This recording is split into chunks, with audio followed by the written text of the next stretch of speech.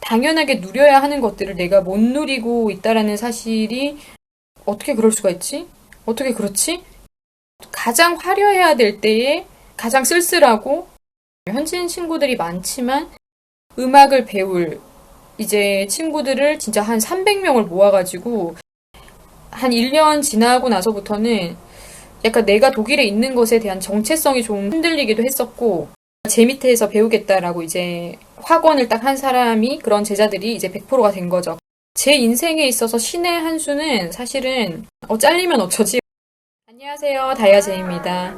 오늘은 제가 3년 반 가까이 독일에서 지내면서 느낀 점, 그리고 초반이랑 비교했을 때 많이 달라진 점 등을 얘기하면서 에피소드들까지 한번 얘기를 해보려고 하고요. 그리고 제가 독일에서 선생님이라는 직업을 갖고 살고 있는데 한국인으로서 독일인을, 그것도 음악을 가르치는 일을 한다라는 거 자체가 흔치 않은 일이다 보니까 많은 사람들이 좀 더 디테일하게 이 스토리를 듣고 싶어 했어요. 그리고 오해를 하고 계신 분들도 좀 있는 것 같고, 교수냐, 뭐 이런 개념으로.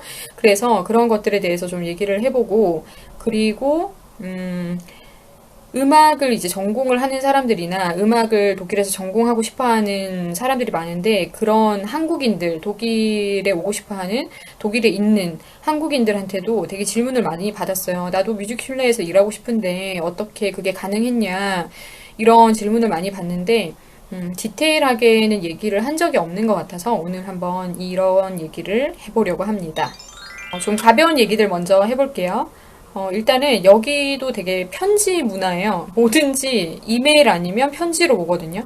나는 뭘 신청한 적이 없는데 뭐 집을 다시 계약을 하면은 자동 신청이 돼가지고 내가 전기회사에 뭐 등록을 했어요. 그러면은 내가 등록을 따로 했는데 이 시 자체에서 내 집을 다른 전기회사랑 이렇게 연결을 시켜버린 거예요. 그래서 더블로 이게 계약이 성사가 된 거예요. 그러면은 뭐 옛날 같았으면은 멘붕, 이거 뭐 어떻게 해결하냐 이러면서 정신적으로 되게 예민하게 반응했을 것 같은데 이제는 그냥 착착착 그런 것들을 처리하는 나의 모습을 보면서 내가 이제 독일이란 나라에 젖어들었구나 이런 생각이 들고, 그리고 최근에도 그런 편지를 하나 받았는데 여기는 TV 수신료를 TV를 안 봐도 내야 돼요. 집에 TV가 없어도 내야 되거든요.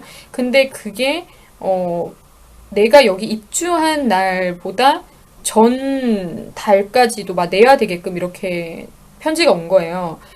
옛날 같으면 막 그 해석도 못해서 아니면 이제 독일인 친구한테 막 그걸 보여준다든지 그런 식으로 항상 해결을 봤을 텐데, 근데 이제는 제가 보고 이건 아니잖아 이러면서 바로 이제 메일을 쓴다거나 막 증명담, 내가 여기 입주한 날짜, 계약서 이런 거 다 찍어가지고 파일 첨부해가지고 다 보내고, 그렇게 하면서 그런 것들을 굉장히 유순하게 이제 처리하고 있는 나의 모습을 볼 때면 뿌듯하기도 뿌듯하고, 아, 짬밥이란 것이 무섭구나 이런 생각도 많이 들기도 하고, 당연한 얘기일 수도 있는데 이렇게 되기까지가 상당히 시간이 많이 걸렸어요. 독일어라는 그런 이제 외우기 어려운 언어와 싸우면서 그것을 이해하면서 일을 처리하는 과정까지 오기까지가 쉬운 것이 아니라고 생각이 들어요. 왜냐면 독일어 자체가 굉장히 까다롭고 복잡하고 어렵고 그러다 보니까 좀 깊이 하게 되는, 점점 시간이 지날수록 사랑해야 되는데 언어를 더 사랑하고 독일어와 더 친해져야 되는데 그러지 못하고, 사실은 독일어라는 언어를 시간이 지날수록 더 싫어하는 사람들이 상당히 있는 편이거든요. 그래서 저 또한 독일어를 더 사랑하지 못하고 자꾸 기피하면서 살아왔지만 짬밥이란 것이 쌓이면서 내가 이런 문제들을 스스로 해결할 수 있다라는 것, 돈과 관련된 문제들을 내가 스스로 해결할 수 있는 단계가 되었다라는 것에 뿌듯함과 내공이 느껴지는 거죠. 아, 내가 독일에서 쓴 시간이 이런 것들로 증명이 되는 거구나 이러면서 그런 것들도 이제 생각이 들고, 그리고 한국에는 멤버십 카드나 그리고 뭐 쿠폰제도 이런 것들이 너무 다양하게 잘 되어 있잖아요. 근데 유럽이나 서양 나라 자체가 한국처럼 절대 그렇게 멤버십 시스템이 도입이 되어 있지가 않아요. 근데 이제 큰 대형 마트들이나 이런 데는 갖고 있어요. 그래서 멤버십 카드 같은 것들도 많이 늘기 시작했죠. 만약에 독일에 초반에 왔을 때부터 그걸 썼으면 포인트가 어마무시할 거예요, 정말. 외국에 오면 하는 소리가 뭐냐면 장만 매일매일 얼마나 보러 다니는지 이 얘기를 해요. 왜냐면 처음에 와서는 뭐 언어 공부하는 그 시간을 제해놓고서는 한국의 삶이랑 비교했을 때 너무 프리하단 말이에요. 그래서 장을 보러 다니는 장보기 매니아들이 정말 많거든요. 그래서 진짜 그때부터 만약에 포인트를 쌓아왔다면 멤버십 카드를 신청을 해서 그랬으면 진짜 그걸로 정말 소고기를 몇 번을 구워 먹었을 것 같은데 아무튼 멤버십 카드를 신청을 하기까지도 시간이 많이 걸렸어요. 왜냐면 그런 거는 생각도 안 해봤었으니까. 근데 이제 삶이 좀 안정이 되니까 그런 것들이 보이기 시작하면서 나도 좀 독일에서 누릴 혜택은 누리고 살아야지 이러면서 내가 독일에서 누릴 수 있는 혜택 똑같이 내가 여기서 뭐 보험비 내고 나도 여기서 돈을 쓰면서 사는 입장인데 어떻게 보면은 돈도 벌기도 하지만 그러면서 이제 내가 누릴 수 있는 혜택에 대해서 눈이 막 열리기 시작해요. 그러면서 멤버십 카드도 신청을 해서 정말 장을 막 보니까 아주 쌓여요. 그 포인트가. 그래서 그 포인트로 또 뭔가를 또 구매를 하면은 또 그런 게 뿌듯해요. 내심 막 뿌듯해지더라고요. 그리고 옛날 같았으면은 은행에 가가지고 일일이 다 계좌 이체를 했을 텐데 다 자동 이체로 넘기는 거는 기본이고 온라인 뱅킹을 신청을 해서 또 이제는 다 모든 것을 집에서 편안하게 어플리케이션으로 하고 인터넷으로 하게끔 만들어 놓고 이렇게 자꾸 내가 편하게 살 수 있는 여건을 스스로 만들어 가게 되는 것 같아요. 근데 이런 생각을 하지도 않고 막 몇 년이 지나도 맨날 그거를 막 몸으로 가서 직접 다 하고 이렇게 사는 사람들도 있는데 나의 권리를 찾으려고 하는 이런 마인드가 점점 많이 생기는 것 같아요. 그러면서 누릴 수 있는 것들이 확실히 많이 보이고 당연하게 누려야 하는 것들을 내가 못 누리고 있다라는 사실이 어떻게 보면은 약간은 답답하게도 느껴지면서 그런 것들을 스스로 좀 개척을 하기 시작한다고 해야 될까요? 그런 모습이 되게 많이 달라진 모습인 것 같고, 그리고 독일인들을 파악하는 이제 그런 감각이 생겼죠. 많이 예전보다. 옛날에는 막 의구심을 가졌었어요. 왜 저러지? 독일인들은 원래 그런가? 왜 이러지? 독일 애들이 원래 그런가? 계속해서 나에게 막 질문을 던지고 나를 어떻게 보면 피곤하게 한 거죠. 왜냐면 이 사람들이랑 인간관계를 계속해서 해야 되는데 이해 안 가는 부분들이 되게 많은 거예요. 근데 계속 이제 다른 독일에서 오래 산 사람들의 얘기를 들어보면 얘들은 원래 그래, 원래 그래. 근데 막 어떻게 그럴 수가 있지? 약간 이런 막 마음이 막 솟아오르니까 되게 그거를 받아들이기까지가 되게 힘들었던 것 같아요. 지금도 사실은 그 모든 것이 100% 해소가 된 건 아니지만 근데 이제는 그냥 독일인들이 갖고 있는 성향 자체가 파악이 되니까 막 어떻게 그럴 수가 있지? 어떻게 그렇지? 이런 질문을 나 스스로 하기보다 그냥 얘들이 이렇구나. 독일인들은 좀 그런 게 있지. 그러니까 좀 보편적으로 갖고 있는 그런 민족성이나 성향들을 있는 그대로 좀 받아들이게 됐다라는 것에 있어서도 좀 달라진 점인 것 같고 그리고 독일에 좀 살아보신 분들은 아실 텐데 독일의 레스토랑이나 아이스 카페가 굉장히 많은데 아이스 카페를 가면은 특히나 더 그런 것 같고 레스토랑에도 종종 볼 수 있어요. 여기는 독일인데 나한테 막 그라치에 막 이렇게 인사를 해요. 이탈리아어를 쓰시는 분들이 상당히 많거든요. 이탈리아에서 넘어오신 분들이 상당히 많아요. 그래서 그런 분들이 요식업을 상당히 많이 하고 젤라또 카페 이런 거를 참 많이 해요. 아이스 카페를 굉장히 많이 해서 거기 있는 사람들이 대부분 이탈리아어로 막 그라치에 뭐 이렇게 해요. 당연히 이제 독일어를 쓰죠. 근데 그라치에 항상 막 프레고 맨날 이럽니다. 그래서 여기는 되게 이탈리아 사람들이 아이스 카페나 레스토랑을 차려서 하는 경우가 많구나를 이제 몸소 체험하게 되죠.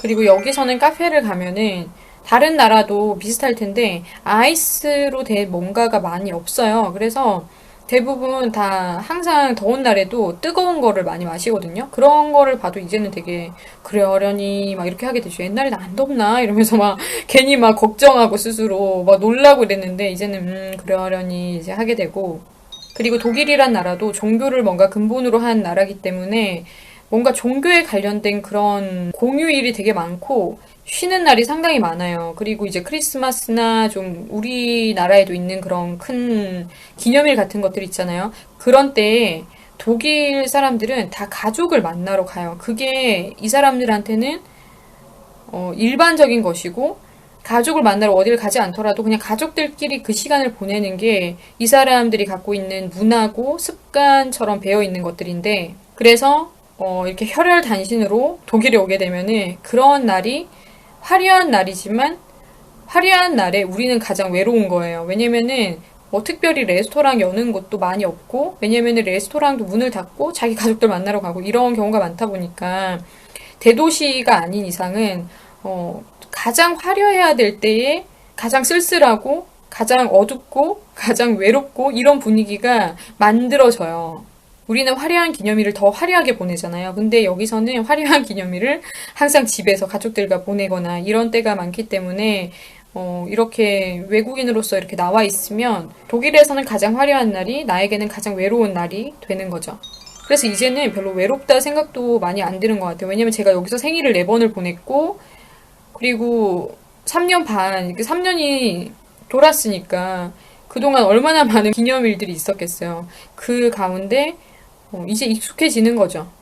왜냐면 저는 한국 친구들보다는 현지인 친구들이 훨씬 더 많기 때문에. 그리고 여기서 내 마음을 알아주는 현지인 친구 한 명을 만난다라는 게 굉장히 큰 것 같아요. 현지인 친구들이 많지만 진짜 내 마음 깊이를 알아주고 그런 사람들은 드물잖아요. 근데 내 마음 여기까지 정말 깊이까지를 알아주기는 스스로도 바라지 않아요. 근데 여기까지라도 알아주면은 그게 또 현지인이 알아주는 그 맛은 또 달라요. 언어가 그렇게까지 100% 정확하게 통하지 않지만 내 감정을 이해해주는 사람이 있다라는 것만으로도 참 많이 위안이 되고 큰 힘이 되는데, 그런 친구들, 여기까지는 몰라도 여기까지는 알아주는, 여기까지는 나와 이제 교감을 하기를 원하고 나와 교감이 되는 그런 또 친구들이 생기면서, 많이 독일 생활이 좀 수월해지고 많이 편안해진 게 또 있죠.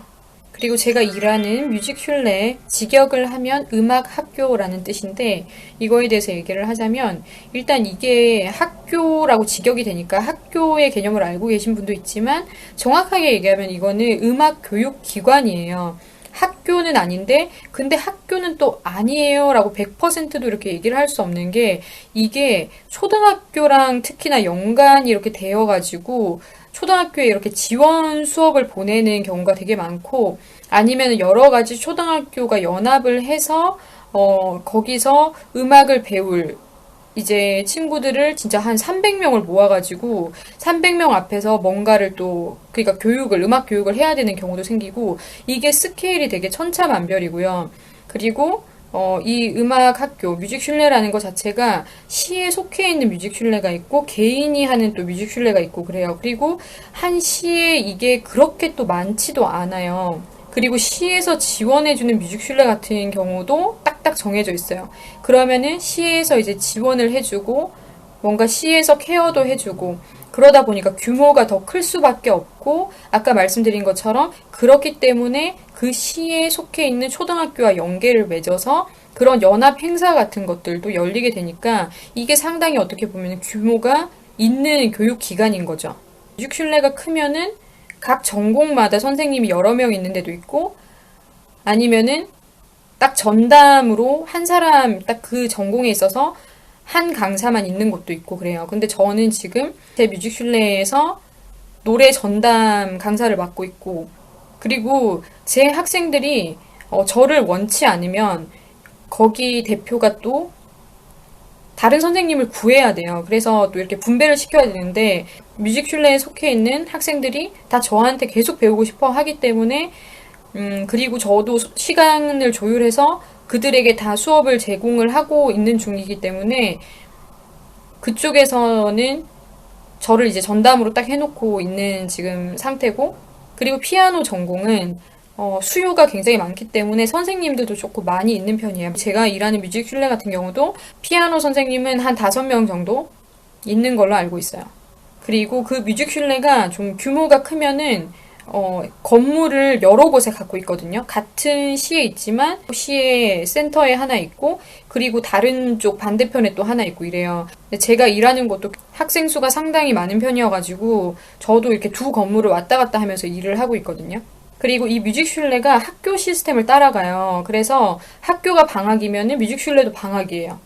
그리고 공휴일에는 무조건 쉽니다. 근데 그 빨간 날이 제가 일을 하는 날인 거예요. 그러면 일을 안 해도 돈이 나와요. 그리고 방학 동안에도 일을 안 해도 돈이 나와요. 근데 시에 속한 것이 아니고 개인적으로 운영되는 그런 뮤직슐레라면은 방학 기간에는 돈이 안 나올 가능성이 커요.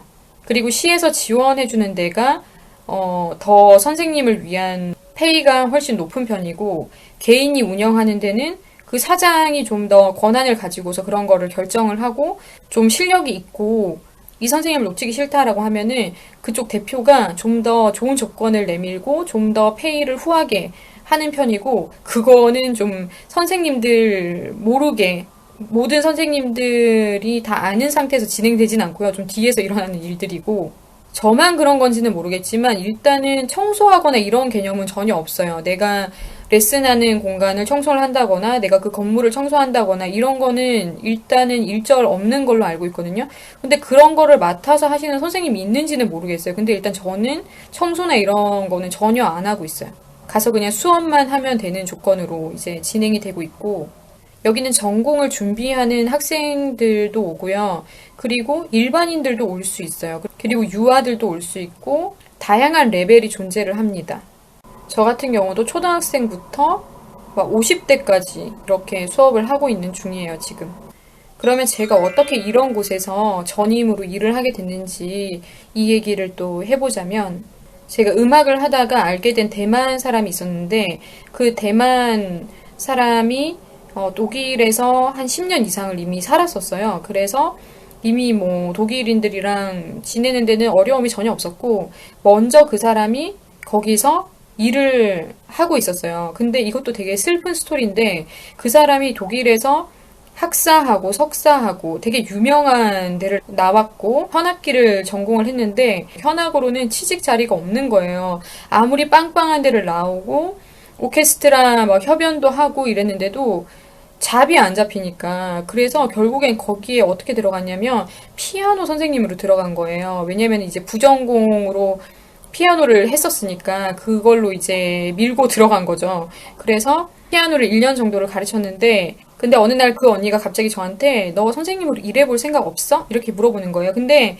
그 언니가 생뚱맞게 그렇게 얘기를 한 건 아니고, 제가 자기 어필을 좀 중요하게 여기는 스타일이에요. 왜냐면은 그것도 나에 대한 하나의 정보가 되니까 어디 가서든지 간에 자랑하는 것처럼 보일지라도 정확하게 내가 무슨 일을 했던 사람이고 내가 어떤 일을 얼마만큼 해냈던 사람인지를 이렇게 설명을 좀 기회가 된다면 하는 편이에요. 그래서 그 언니는 제가 이런 일도 하고, 뭐 이런 일도 하고, 뭐 이런 것들을 알고 있는 상태였거든요. 그렇기 때문에 그 언니가 저를 추천을 할 수 있었던 거예요. 왜냐면 저에 대해서 아무것도 모르면은 저를 추천을 하겠어요. 얘는, 이제 독일어로 좀 어느 정도 소통도 되기 시작했고, 얘 성격이 할 애다, 이런 생각이 들었기 때문에 저에게 이제 추천을 한 거였어요. 근데, 사실은 말도 안 되는 거예요. 제가 거의 독일에서 있은 지 한 1년 6개월 만에 이제 전임 강사의 자리를 추천을 받은 건데, 사실은 좀 겁이 났죠. 나 이러다가 막 한 달 만에 잘리는 거 아니야? 이런 생각도 들었는데, 일단은 부딪혀 보자라는 생각이 들었어요. 그래서 면접 날짜가 일단 잡혔고, 그래서 거기 관계자들이랑 이제 면접을 갖게 됐는데, 근데 저는 가끔씩 되게 제가 살아가는 이런 패턴이 재밌다라고 느껴지는 게, 제가 만약에 독일에 오지 않았으면 저는 유튜브라는 거를 시작을 안 했을 것 같거든요. 근데 사실은 고민을 굉장히 많이 하다가 유튜브 채널을 오픈을 했는데, 제가 유튜브 채널에 자기소개를 독일어로 하기 위해서 그거를 준비하다가 그런 문장들이 머릿속에 다 남아있고 외워져 버린 거예요. 그래서 따로 막 준비를 한 거보다는, 일단은 그 내용이 술술술 나왔죠. 유튜브 그 비디오 하나 찍으려고 준비했던 그런 것들인데 그게 머릿속에 확 남아가지고 그때 쓰인 거예요. 면접 때. 정말 그냥 막힘없이 술술술 나오고 이러니까 그 사람들도 의구심이 없었던 것 같고, 일단은 제 소개를 잘 했고 그런 식으로. 그리고 물어보는데 긴장을 되게 많이 했어요, 그 당시에. 근데 제가 확실히 초반에 독일에 온 한국인들보다 현지인들을 만나는 그런 시간들이 굉장히 많은 편이었어요. 그래서 현지인들을 좀 만나는 횟수가 많았다 보니까 자연스럽게 좀 언어가 더 빨리 는 것도 있었어요. 그래서 긴장했던 것보다는 그날의 인터뷰가 너무 잘 되는 거예요. 즉흥적인 질문을 받은 것들도 이해를 잘해서 다시 얘기하고, 또 질문 받으면 또 얘기 잘하고, 그러면서 되게 그때 고급지게 입고 갔어요. 최대한 좀 사람이 나이가 있어 보이고, 그리고 말투나 이런 것들도 되게 좀 조심을 했던 것 같아요. 왜냐면은 다 동양인을 어리게 보니까. 그래서 그런 이미지 같은 것들도 딱 정확하게 선생님의 느낌이 나게끔 해갔던 것 같아요. 그래서 확실하게 그런 것들을 어필을 했고, 일을 하게 되면서 사람들이 컴플레인을 걸진 않을까, 학생들이 컴플레인을 걸지 않을까, 그래서 진짜 잘리지 않을까 이런 생각도 안 해본 건 아니에요. 왜냐하면 그때까지만 해도 독일어가 빨리빨리 이렇게 나오지도 않았었고, 근데 제가 이제 계약을 하고 나서 일을 하기까지 한 2, 3개월 정도 시간이 있었던 것 같아요. 내가 그 안에 쇼부를 보겠다라는 생각이 있었어요. 이 사람들에게 노래를 가르칠 수 있는 능력을 내가 2, 3개월 안에 갖추겠다, 이런 좀 포부가 있었어요. 그래서 아는 교포 언니를 막 구워 삶아가지고 막 밥을 사드리고 차를 사드리고 이러면서 내가 한국어로 지도하는 그런 것들을 독일어로 번역을 다 했어요. 그래서 그 한국어를 번역한 독일어가 빼곡하게 적힌 그 노트를 항상 가지고서 일하러 갔습니다. 그렇게 이제 시작이 된 거죠. 그전에는 영어도 섞어가면서 수업 경험이 아예 없었던 건 아니에요. 그전에도 수업을 했지만 전임으로 한 건 아니었고, 영어를 더 많이 썼었고, 그랬는데, 이제는 100% 독일어로만 수업하는 이런 상황이 벌어진 거니까. 그래서 처음엔 좀 어버버 되다가 어떤 한 사람이 컴플레인도 또 걸기도 걸고, 그래서 진짜 거기 대표가 이러고, 수업을 보러 온 적도 있었고, 진짜 심장 터질 뻔 했는데, 심장 터지는 척을 안 한 거죠. 최대한 이제 내 약점을 드러내지 않으면서 내가 자연스럽게 할 수 있는 말 위주로 하고, 또 제가 아무튼 눈치는 있는 편이니까, 왜냐면 남을 가르치는 일을 오래 했다 보니까, 대충 얘기하면은 그게 100% 이해가 안 돼도, 빨리빨리 그거를 좀 캐치를 할 수 있었어요. 그 상황 자체를.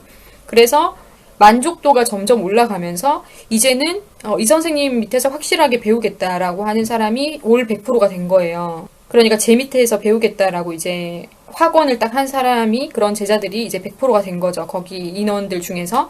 그래서 이제 그런 식으로 딱 안정권에 이제 들어가게 된 거예요. 그리고 노래라는 게 많이 보여주는 게 중요하고, 내가 이제 불러주면서 느낌을 또 스스로 알게끔 하는 게 중요해서 많이 보여줬어요. 그러니까 이제 더 신뢰를 했던 것 같고, 그러니까 이게 기술이란 게 무서운 것 같아요. 사람들이 진짜 기술을 배워야 된다, 기술을 배워야 된다 이런 얘기를 많이 하잖아요. 저는 제 인생에 있어서 신의 한 수는 사실은 진짜 노래를 한 것이고, 노래를 전공으로 한 것이고, 그리고 그 전에 더 신의 한 수라고 생각하는 것은, 제가 피아노를 원래 전공을 했었어요. 클래식 피아노가 원래 전공이었었는데, 이제 뮤지컬 쪽으로 바꾸고 나서 스카웃이 돼서 성악을 이제 시작을 한 건데, 제가 피아노를 배우지 않았다면은, 노래를 가르치는 사람으로서 퀄리티가 한참을 떨어졌을 거예요. 근데 제가 반주를 다 할 수 있으니까, 일단은. 그러니까 1인 2역을 하잖아요, 제가 피아노를 못 쳤다면은 그 자리에 앉아서 일을 하기가 되게 힘들었을 것 같아요. 근데 피아노가 일단 수준급이고, 노래를 가르쳐주면은 진짜 빨리 잘 늘고, 이러니까 기술적으로는 그 사람들이 저한테 따로 이렇게 컴플레인을 할 게 없었어요, 그 당시에.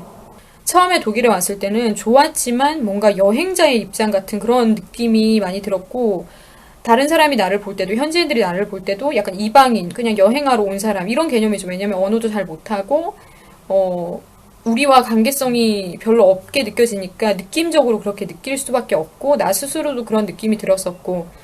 근데 이제 한 1년 지나고 나서부터는 약간 내가 독일에 있는 것에 대한 정체성이 좀 흔들리기도 했었고, 공부를 하면서도 사실은 그렇게 만족스럽지 않았었어요. 그러면서 생각이 굉장히 많이 깊어졌을 때, 제가 이제 정식으로 여기서 전임 강사라는 타이틀로 일을 하게 된 건데,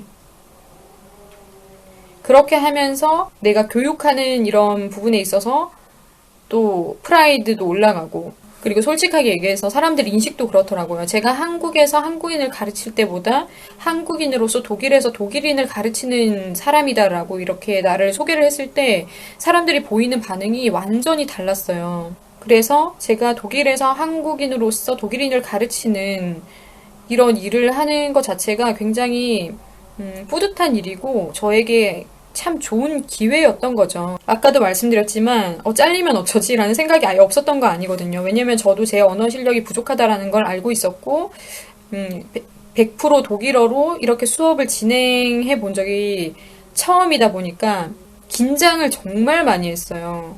해낼 수 없을지도 모른다라는 생각을 그때 당시에 해봤었고요. 근데 이제는 제가 가르치는 사람들이 제가 이사한다고 하니까 집도 구해주고 막 가구도 사주고 막 가구도 옮겨주고 진짜 막 이렇게 돼버렸어요. 진짜 놀라운 일이에요. 이게 제가 독일에서 가장 가슴이 찡하고 감격스럽게 생각하는 부분이 막 그냥 친구들이 도와주고 이런 거랑은 또 이게 달라요. 내가 가르친 제자가 나에게 고마움을 표시하고 그러면서 정말 내 생활에 들어와서 나를 도와주고 싶어 하고 나에게 존경을 표한다라는 이거 자체가 되게 진짜 고마운 일이고 되게 감격스러운 일이에요. 그래서 이 사람들이 제 마음에 되게 오래도록 기억에 남을 것 같아요. 그래서 그런 것들을 다 떠올려 보면은 내가 뭔가를 하지 않고 일어난 일은 없었던 것 같아요. 내가 내 소개를 정확하게 했고 나에 대한 그런 정보를 정확하게 어필을 한 것이 그 대만 언니에게 확 꽂혀서 그 언니가 저를 추천했고 그리고 내가 뭔가 생활 속에서 사부작 하고 있던 것들이 결정적인 순간에 도움이 됐고 유튜브를 또 하면서 그렇게 준비했던 그런 것들이 면접을 볼 때 확실히 도움이 됐고 어떻게 보면 내가 살기 위해서 몸부림을 쳤던 내가 하루하루를 살아가면서 몸부림을 쳤던 그런 것들이 다 쌓이고 쌓여서 어떠한 기회가 왔을 때 그 기회 속에서 내가 그것을 써먹을 수 있는 것 같아요. 그래서 저번에도 말씀드렸지만 제가 한국에 한 달 정도 가 있을 때도 너 안 돌아오는 거 아니지? 너 안 돌아오는 거 아니지? 항상 이렇게 제자들이나 거기 대표도 물어봤었고 지금도 방학 기간인데 방학 끝나기 전에 대표가 와가지고 너 방학 끝나고 나서 안 나타나는 거 아니지? 이러면서 계속 저를 거기 두려고 하죠. 이것도 1년 반 가까이 돼가니까 또 사실은 새로운 게 해보고 싶기도 하거든요. 그래서 생각이 좀 지금 또 많기는 하지만 근데 아무튼 이 기억은 제 인생에 있어서 참 아름다운 기억이 될 것 같고 특별한 경험으로 기억에 남아질 것 같아요. 오늘도 얘기가 굉장히 길어진 것 같은데요. 여러분들에게 또 조금이라도 뭔가 신선한 재미와 충격과 뭐 그런 모티베이션이 됐었으면 좋겠다라는 생각이 들어요. 자랑하는 것처럼 들리지 않았으면 좋겠고, 저의 메시지가 또 잘 전달이 됐으면 하는 바람입니다. 오늘 또 못다한 얘기는 다음에 또 하면서 여러분들이랑 앞으로도 계속 소통을 해 나가도록 하겠습니다. 그러면 여러분들 다음에 또 다른 영상으로 인사드릴게요. 다음에 또 만나요. 너는 참 좋아.